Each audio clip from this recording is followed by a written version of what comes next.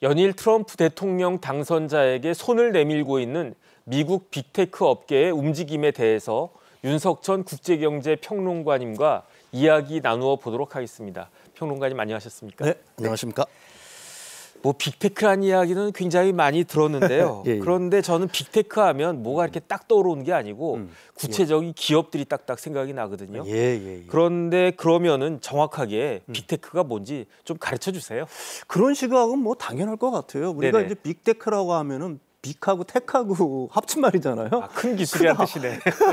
그다음에 거대 기술 기업을 사실을 얘기를 하는데 네네. 사실 크기만 크다고 그래서 이걸 갖다가 빅테크라고 사실은 얘기하지는 않죠. 네네. 그 내면을 이렇게 돌아보면은 사실 우리 그 어떤 산업의 어떤 지형, 사회, 네. 경제를 바꿀 수 있는 어떤 파괴적 혁신으로 무장한 어떤 기술 기업들을 의미합니다. 다시 네. 말해서 그 기술의 근간에는 인공지능이라든지 반도체라든지 클라우딩 컴퓨터라든지 뭐 데이터 분석이라든지 네. 이런 것들에 다 어떻게 보게 되면 특장을 가진 그다음에 어떤 세상을 갖다가 움직여 나가는, 다시 말해서 기존의 어떤 제조업 중심의 경제를 갖다가 디지털 경제로 전환하는데 어떤 천명 역할을 하고 있는 기업들을 갖다가 우리가 빅테크라고 얘기를 하는 거고요. 올해 뭐 이렇게 보게 되면은 한 10개 정도의 우리가 그 빅테크를 갖다가 추릴 수가 있죠. 애플, 우리가 익히 알고 있는 뭐 마이크로소프트, 네네. 구글, 아마존, 이거 전부 다 세상을 바꿨잖아요. 네. 메타도 역시 마찬가지고요. 그다음에 이제 요즘 들어서 뜨고 있는 엔비디아, 그다음에 브로드컴, 이건 인공지능 분야에서, 그다음에 브로드컴 같은 경우는 인공지능 그 통신용 장비, 라우터라는 이런 장비 부분에서 뛰어난 어떤 능력을 발휘하고 있는 거고요. TSMC 같은 경우에는 세계 최고의 파운드리 회사죠. 네네. 그다음에 이제 중국에 이제 텐센트가 있는 거고, 여기 역시 뭐 인터넷 기업인데, 근데 이 10개 기업들 중에서 사실은 8개가 사실은 이게 진짜 다 미국 기업들입니다. 이게 불행한 일이지만 우리나라 기업은 여기 하나도 못 꼈어요. 네네. 그러니까 이게 뭐 그럴 만도 하겠죠. 사실은 뭐 미국 시장이라는 게 그 첨단 기술 기업들한테는 가장 큰 시장인 거고, 그 시장 자체를 갖다 독점할 수 있는 거고요. 그 다음에 무엇보다도 아까도 말씀드렸듯이 이들 그 기업들 같은 경우에는 파괴적 혁신으로 무장을 했다. 세상을 바꾸고 있다. 애플은 뭐 스마트폰을 만들었고요. 마이크로소프트는 여러분들이 다 잘 알고 계시는 거고. 구글은 뭐 검색 시장에서는 완전히 1등이고요. 엔비디아 같은 경우에는 인공지능 GPU 시장에서는 뭐 독점적인 위치에 있는 거고요. 어쨌든 그 세상의 어떤 변화를 앞에서 선도해 나가는 기술 기업들을 빅테크라고 얘기하는 게 정확한 표현일 것 같아요. 네. 예. 그러니까 몇 면을 살펴보니까 네네. 애플, 엔비디아, MS, 구글, 아마존, 메타, 테슬라 네네. 뭐 그냥 실질적으로 미국 경제 아니 세계 경제를 리드하는 기업들이다 이렇게 예. 볼 수 있겠네요. 예, 그렇습니다. 영향력이 어마어마하겠네요. 네. 아무래도 뭐 이들의 영향력이라는 거는 뭐 우리가 익히 피부로 사실은 절감하고 있는 거 아니겠습니까? 네네. 가령 애플 같은 경우에는 우리가 스마트폰이라는 걸 생각하지도 못했을 때 스마트폰을 만들었고요. 지금 다 똑같아요. 마이크로소프트 같은 경우도 역시 마찬가지죠. 어떻게 보게 되면 컴퓨터 시장 자체를 갖다가 지금으로 따지면 컴퓨터 시장 자체를 갖다가 만들었다, 창조해냈다라고까지 얘기할 수가 있는 거고요. 사실 뭐 이런 기업들 같은 경우에는 어떤 그 세상을 갖다가 어떻게 보면 선도적인 위치에서 리드를 하는 거기 때문에 한편에서는 굉장히 어떻게 보게 되면 존경의 시선으로 보기도 하지만은 이들 기업들에 대해서는 굉장히 어떤 비판적인 시각도 있다. 무엇보다도 이제 가장 중요한 이슈 자체가 결국은 이제 이들의 독점력이지 않습니까? 네네. 가령 뭐 구글 같은 경우에는 전 세계 뭐 글로벌 검색 시장 자체를 갖다가 완전히 장악하고 있는 거고요. 다행히 우리나라 같은 경우에는 뭐 네이버라든지 카카오가 있어서 이 구글의 영향력이 비교적 덜하지만 유럽 같은 데서는 완전히 구글이지 않습니까? 자국의 어떤 포탈 자체도 없는 건데 사실 이런 어떤 빅테크들의 영향력이라는 거는 점점 강화되고 있는 거고요. 그래서 이 독점에 대한 우려들이 항상 있다라고 얘기할 수가 있는 겁니다. 네네. 또 하나는 현재 이런 인공지능을 바탕으로 하는 새로운 빅테크들의 출현은 결국은 엄청난 데이터를 갖다가 수집해가지고 그걸 갖다가 분석하는 능력에서 나오는 거잖아요. 이거는 이제 개인들의 어떤 프라이버시라든지 뭐 이런 문제들을 갖다가 얼마든지 야기할 수가 있는 거고요. 그다음에 이제 뭐 페이스북 같은 경우라든지 아니면 구글도 역시 마찬가지죠.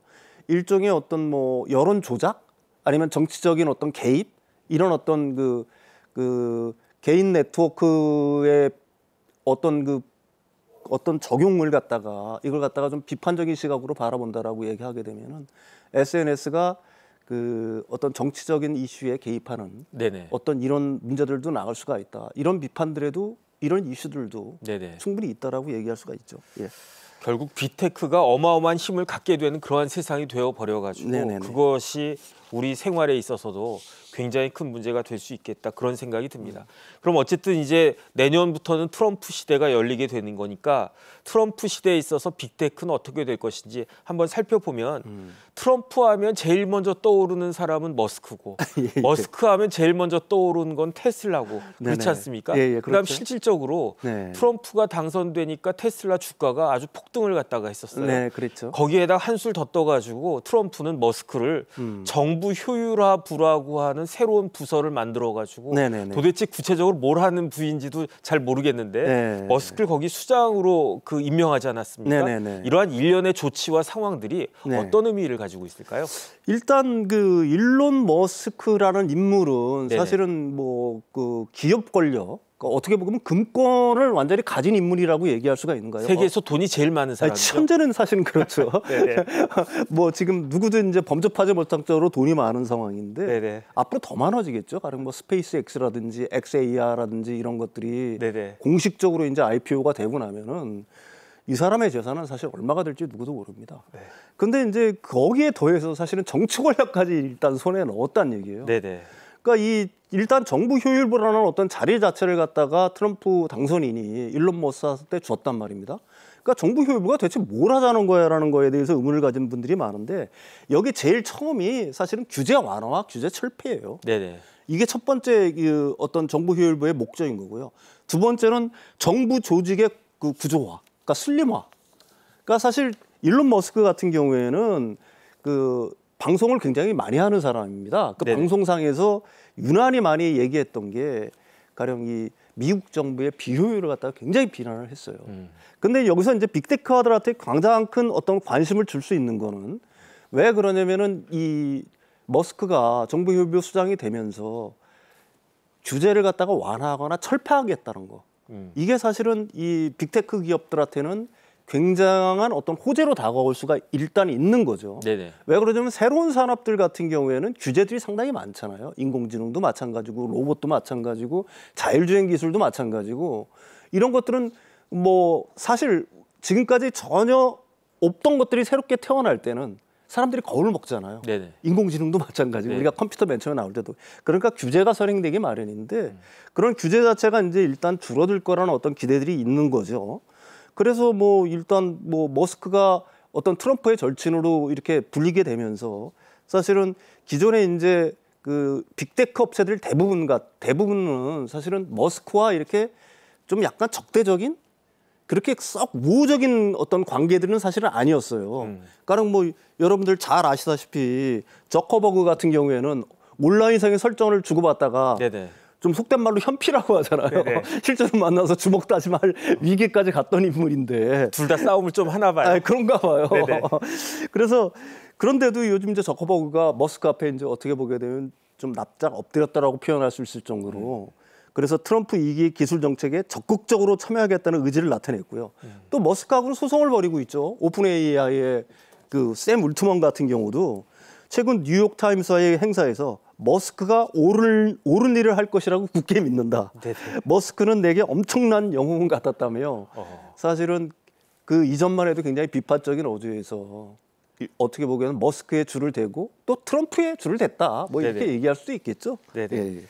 그럼 지금 말씀 들어보니까 네네. 빅테크 CEO들이 눈치 하나는 굉장히 빠른 거 아닌가 그런 생각이 드는데 그런데 머스크하고도 그렇지만은 빅테크 CEO들이 네. 제 기억으로는 대부분 트럼프 대통령 당선인과 한 번씩은 다 썰전이 있었던 그런 사람들 같은데 어떻습니까? 그렇죠. 그 사실 뭐 그 빅테크들의 어떤 본산지라고 하는 실리콘밸리는 원래 네네. 진보적인 입장들이 좀 강했죠. 네네. 자율과 창의성 뭐 이런 것들을 갖다 중시하는 입장들이다 보니까 그래서 사실 그 트럼프 1기 때는 트럼프 대통령하고 좀 척을 지는 경우들이 상당히 많았습니다. 비판들도 상당히 많이 했었고요.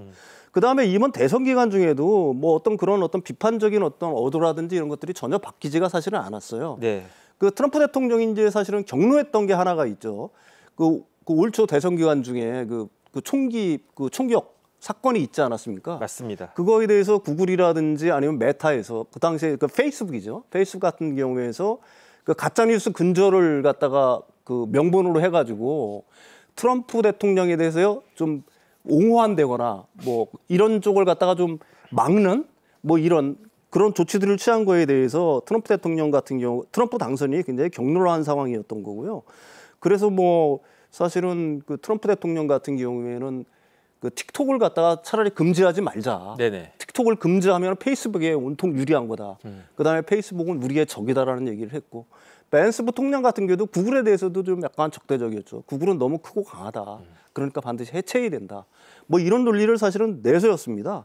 그래서 이게 그 기존의 그 지금 그 빅테크 업체들의 그 CEO들 대부분은 사실은 테슬라를 제외한 그 나머지 빅테크들의 어떤 수장들 같은 경우에는 트럼프 대통령에 대해서는 그 최소한 좀 긍정적인 어떤 뭐 스탠스를 갖다가 취하지는 않았다. 네네. 오히려 그 어떤 반대 대척점에 서 있는 어떤 CEO들이 굉장히 많았다. 뭐 이렇게 얘기할 수는 있습니다. 네네. 예. 그런데 이제 트럼프 자택이 플로리다에 있지 않습니까? 네네네. 마러라고 리조트라고 하던데 제가 가보진 못했어요. 근데 제가 궁금한 게 그 예. 집이 얼마나 크길래 리조트라고 하나 그런 생각이 드는데 네. 그런데 그 마러라고가 네. 연일 빅테크 CEO들로 인해 가지고 문전성시를 이루고 있다라고 하던데 사실입니까? 요즘 뭐 엄청나게들 몰리고 있죠. 네네. 사실은 제일 처음 뭐 일론 머스크는 당연히 거기 뭐 추수감사절 그 만찬장에서도 네네. 바로 트럼프 대통령 옆자리를 꿰찼고요. 거기에 이제 저커버그도 참석했죠. 네네. 그래가지고 자신들의 그 메타 선글라스라고 보통 이야기 스마트 선글라스 이게 보통 휴대전화 기능을 다 갖고 있다고 생각하면 됩니다. 그거 가지고 그 트럼프 대통령 앞에 뭐 머스크하고 트럼프 대통령 앞에 엎드렸다? 까지는 그렇지만은 어쨌든 뭐 그런 성향들을 보였고요. 그 뒤를 이어서 줄줄이 빅테크의 수장들이 계속해서 그 마러라고 자택을 갖다가 찾고 있습니다. 가령 뭐 그 애플, 그다음에 넷플릭스 등등 해가지고 계속해서 찾고 있는 거고요. 이들 창업자들뿐만은 사실은 아니고요.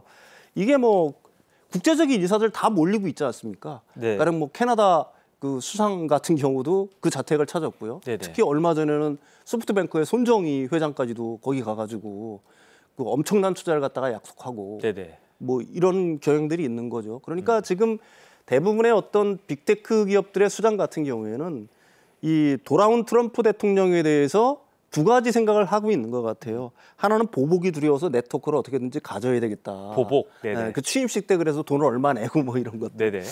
그게 하나가 있을 거고 두 번째로는 사실은 이 트럼프 대통령 2기에 대한 트럼프 2기에 대한 어떤 기대감이 있다. 기대. 규제 네네. 완화라든지 뭐 이런 것들에 대한 어떤 기대감들이 있다. 이렇게 두 가지 이유 때문에 이 트럼프 대통령의 그 말하라고 그 자택을 갖다가 찾는 것 같습니다. 네. 예. 어쨌든 트럼프와 바이든은 그 정책의 결이 그 정부가 네네. 정책의 결은 완전히 다를 것으로 예측이 되는데 네. 이제 트럼프 2기가 출범하게 되면 빅테크 기업들이 조금 전에 그 평론가님 말씀하신 것처럼 그 기대가 충족될 만큼 호재가 될까요? 빅테크 업체들한테는 사실은 굉장한 호재가 될 수 있는 여진이 있다라고 봅니다. 무엇보다도 이제 사실은 트럼프 대통령 같은 경우는 기업가 출신이니까 네네. 얼마든지 그 친기업 정책들을 갖다가 쓸 수가 있는 거고요. 그 다음에 이제 정부 뭐 강요로 사실은 머스크가 정부 효율부 수장으로 들어갔잖아요. 그러면은 자신의 어떤 기업의 어떤 이익을 위해서라도 강력한 규제 완화라든지 철폐를 갖다가 시행할 거란 얘기죠. 머스크 자체가. 그리고 트럼프는 현재까지 스탠스를 놓고 보면은 그 일론 머스크의 제안을 갖다가 충분히 받아들일 겁니다. 네네. 이것들은 지금 빅테크 기업들한테는 굉장히 큰 어떻게 보게 되면 호재가 될 수가 있는 거고요. 이런 것들은 뭐 우리나라 이제 공정거래위원회 역할을 하는 게 미국의 연방거래위원회잖아요. 네네. 리나 칸 같은 경우는 빅테크에 어떻게 보게 되면 그 굉장한 어떤 대척점에 서 있는 인물입니다. 특히 이제 반독점을 갖다가 이슈로 해서 빅테크 규제를 갖다가 굉장히 강하게 밀어붙였는데 네. 이런 것들도 사실 유임을 더 이상 안 시킨다는 트럼프 행정부의 입장이잖아요. 네네. 그러니까 이 연방거래위원장 자리에도 친기업 인사가 들어올 거고요. 그렇게 되면은 다양한 규제가 철폐될 것은 분명하고 또 뭐 빅테크들은 뭐 인수합병을 얼마든지 할 수 있는 돈들이 여유가 있잖아요. 네네. 그러니까 빅테크 기업들한테는 그 독점에 대한 어떤 규제들이 사라지는 순간에 이 빅테크 기업들은 일순간 날개를 달 수 있는 환경 자체가 마련이 되는 거니까. 네네. 그런 점에서 뭐 트럼프 2기를 갖다가 환영한다 이렇게 얘기할 수도 있을 것 같아요. 제가 봐도 트럼프 2기가 빅테크 기업들한테는 호재가 될 것 같은 생각이 드는 게 네네. 다른 걸 다 떠나가지고 주가를 보면 알 수 있지 않습니까? 그렇죠. 주가가 많이 올랐어요. 네네. 그 덩달아서 그 네. 빅테크 기업의 CEO들의 자산도 네. 주가가 올랐으니까 네네네. 엄청나게 늘어나고 있습니다. 네네네. 어떻게 보세요? 지금 뭐 빅테크 기업들의 어떤 주가가 높아지는 이유는 늘어나는 이유는 일단은 사실은 뭐 기업들의 실적도 있지만은 네네. 지금 이제 트럼프 2기에 대한 어떤 기대감들이 있는 거죠. 그래서 일론 머스크 같은 경우에는 뭐 일단 세계 최고의 부자가 된 거고요. 뭐 젠순왕, 그다음에 오라클의 창업자 레리 엘리슨, 마크 저거버그, 제프 베이 다 올라갔습니다. 사실은. 네네. 그리고 이게 트럼프 2기가 되면은 이런 경향들은 더 강화될 여지도 있다 이렇게 네네. 말씀드릴 수 있을 것 같아요. 네네. 예. 그럼 뭐 그 기대대로 진짜로 앞으로도 계속 상승세가 될지 한번 봐야 될 것 같은데 네네네. 예. 그런데 반대 경향을 회사들이 있어요. 어떤 네네. 회사들인가? 중국의 5대 빅테크 기업의 시가총액이 확 빠졌는데 불과 2주 만에 60조가 증발했다라고 하던데 이게 사실인가요? 예, 그렇습니다. 뭐 우리가 테무 운영사를 알고 있는 PDD 홀딩스, 알리바바, 네네. 그다음에 바이두 같은 경우에는 뭐 그 징동닷컴 같은 경우는 이커머스 회사고요. 그다음에 바이두라든 텐센트 같은 경우에는 사실은 인터넷 기업인데 이게 두 가지 이유가 있어요. 실적이 너무 안 좋아요. 중국 경제가 안 좋다 보니까 네네. 좋을 리가 없죠. 그 실적 악화 때문에 떨어진 것도 하나가 있고요. 그다음에 이제 트럼프 2기가 확정이 되면서 미중 간의 이제 보호무역이라든지 기술 패권 경쟁이 점점 심해질 거다. 거기에 이제 직접적인 어떤 유탄을 갖다가 중국 기업들이 맞을 거다라는 어떤 우려들. 이런 것들 때문에 이제 주가가 거의 뭐 2주 동안에 한 66조 원 정도가 일단은 공중으로 이제 분산이 됐다라고 얘기할 수가 있는 거고요. 네네. 이 기업들이 사실은 앞으로 미국의 어떤 친기업, 그다음에 자국 우선주의를 내세우고 있는 트럼프가 미는, 그러니까 미국의 빅테크 기업들과 글로벌 시장에서 경쟁할 수 있을 것인가, 이런 의문들은 점점점 커지고 있는 상황이라고 얘기할 수가 있습니다. 네. 예. 보면은 지금까지 말씀하신 거를 쭉 정리하면 종합해 보면은 미국의 빅테크 기업들한테는 호재인데 중국의 기업들한테는 악재가 아닌가 그런 생각이 들고요. 네네. 그렇다라고 하면 우리나라 기업들은 어떻게 될 것 같습니까? 사실 우리나라 기업들이 이들 글로벌 빅테크 기업들과 1대1로 경쟁할 수 있는 환경 자체는 제가 생각하기에는 일단 안 된다고 그만한 봅니다. 사이즈는 안 되죠. 대신 우리나라는 우리나라의 역할이 있죠. 네네. 양산 기술이 있잖아요. 네네. 그 사람들이 필요한 것들 갖다가 우리 아이는 양산할 수 있는 기술 자체가 있고 역량이 있는 거예요. 가령 뭐 테슬라에는 배터리를 우리나라 기업들이 납품하고 있는 거고요. 지금 엔비디아라든지 구글이라든지 테슬라 역시 그 로봇에 들어가는 옵티머스에 들어가는 반도체, 여기에는 전부 다 HBM 반도체가 들어가야 되는 거예요. 그러니까 이런 빅테크, 미국의 빅테크 기업들을 갖다가 후방에서 우리가 꼭 지원해 줄 수 있는, 그러니까 우리나라로 따지면은 이제 반도체 기술이 되겠죠. 특히 이제 고성능 반도체라든지 아니면 배터리라든지 이런 것들 같은 경우에는 우리나라 업체들을 갖다가 미국의 빅테크 기업들이 이용할 수밖에는 사실 없는 상황이거든요. 네네. 뭐 SK 하이닉스가 없으면 엔비디아가 지금 있을 수가 사실은 없는 상황입니다. 네. 그런 점에서는 우리나라의 기업들과 미국 기업들과의 어떤 협력, 이런 것들이 앞으로 점점 중요하게 될 거고요.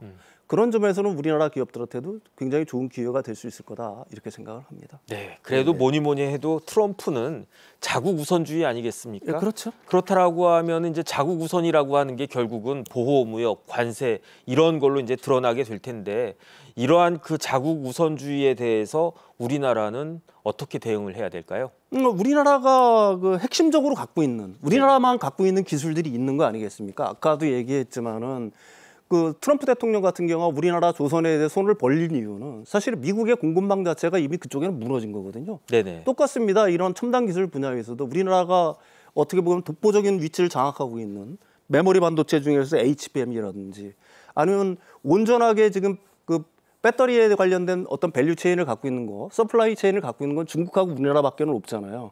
근데 중국 걸 쓰지는 않을 거 아닙니까? 네네. 적대국으로 취급하고 있는 거니까요. 그런 점에서 우리나라한테는 그 트럼프 2기가 제가 생각하기에는 굉장한 어떤 위기 상황이기도 하지만 또 다른 한편은 굉장히 좋은 어떤 기회가 될 수도 있다. 네네. 우리나라 기업들의 어떤 역량이 충분히 뒷받침이 된다는 어떤 전제 조건 하에서는요. 그래서 그걸 반드시 트럼프 2기 자체를 우리가 굉장히 떨면서 바라볼 필요는 없지 않느냐. 저는 뭐 개인적으로 이렇게 생각을 합니다. 네. 예, 뭐 예. 위기는 기회가 될 수 있는 네네네. 것이니까요.